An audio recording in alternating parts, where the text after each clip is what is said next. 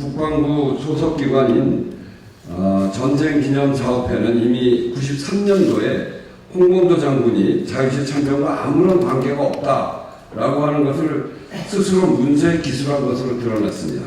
전쟁기념사업회는 국방부를 통해 저에게 이와 관련된 자료를 제출했고 그 자료를 이 자리에서 공개합니다. 94년 전쟁기념관 설립 당시에 세워진 홍범도 장군 흉상 관련 문건에서 홍범도 장군은 자유시 참전과는 관계가 없다고 기술되어 있습니다. 30년 전인 94년 6월 달에 개관됐습니다. 개관과 함께 삼국시대로부터 월남전에 이르기까지 외침으로 국난을 당했을 때 목숨을 바쳐 국가와 민족을 구해낸 전쟁 영웅 132명을 추모 대상자로 선정하고 이들의 흉상 또는 초상화 사진 그것을 전시하기 시작을 했습니다. 추모 대상자 중 1급 유공자로 선정된 32분에 대해서는 따로 흉상을 제작을 했는데 이에 대한 근거 마련을 위해 전쟁기념사업회는 전쟁유공 추모 대상자 공문카드를 제작했습니다. 바로 이게 그 공문카드입니다. 여기 전쟁유공 추모 대상자 공문카드 홍범도 이렇게 되어 있죠.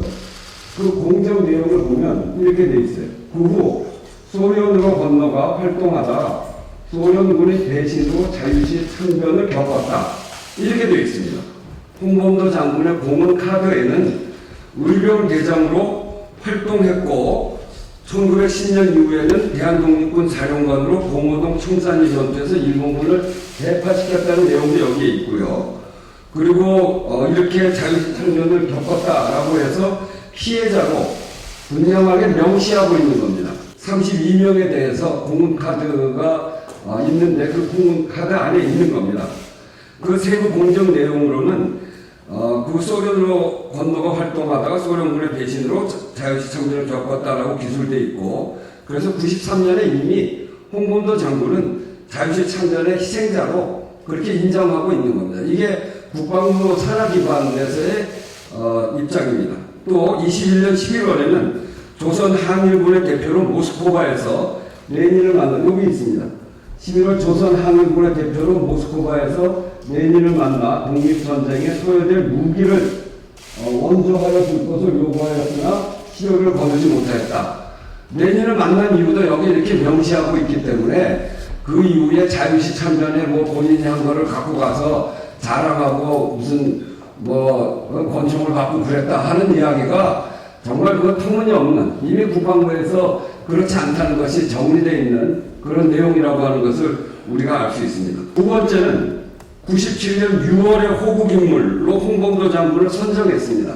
그 선정할 당시에 근거 자료가 있는데 바로 그게 그 다음에 있는 이 자료입니다. 6월에 호국인물 홍범도 장군 이렇게 되어 있죠.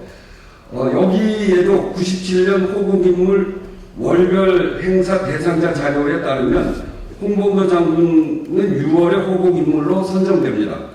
선정 기준은 봉오동 전투로 되어 있고요.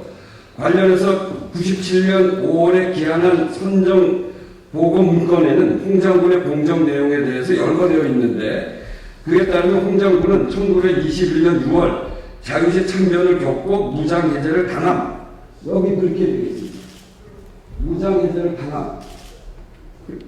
이렇게 이미 이렇게 정리되어 있는 겁니다. 국방부는 이번 육사 흉상 철거 논란 속에서 홍범도 장군이 자유시 참전 당시 독립군의 무장 해제를 하는 편에 서 있었다라고 했지만 이미 24년 전에 스스로 홍 장군을 호국인물로 국방부가 내세우면서 근거 중 하나로 자유시 참전 당시에 무장 해제를 당한 사실이 있음을 인정한 것입니다. 더 거슬러 올라가서 1987년 보훈처에서 작성한 독립유공자 공문록 이게 바로 그것입니다. 독립유공자 공문록에도 홍 장군이 자유시 참전과 아무런 관계가 없음을 밝히고 있습니다. 앞서 공개한 홍범도 장군의 전쟁유공자 공문카드 그리고 근거 문헌으로는 독립유공자 공문록 제4권에 명기되어 있는데 보훈부로부터 이 공문록 원본을 제출받아서 살펴보니까 이렇게 되어 있어요. 그 후 노령 지역으로 이동한 독립군단은 독립군단은 자유시를 근거지로 삼고 소련군과 긴밀한 접촉을 하였다.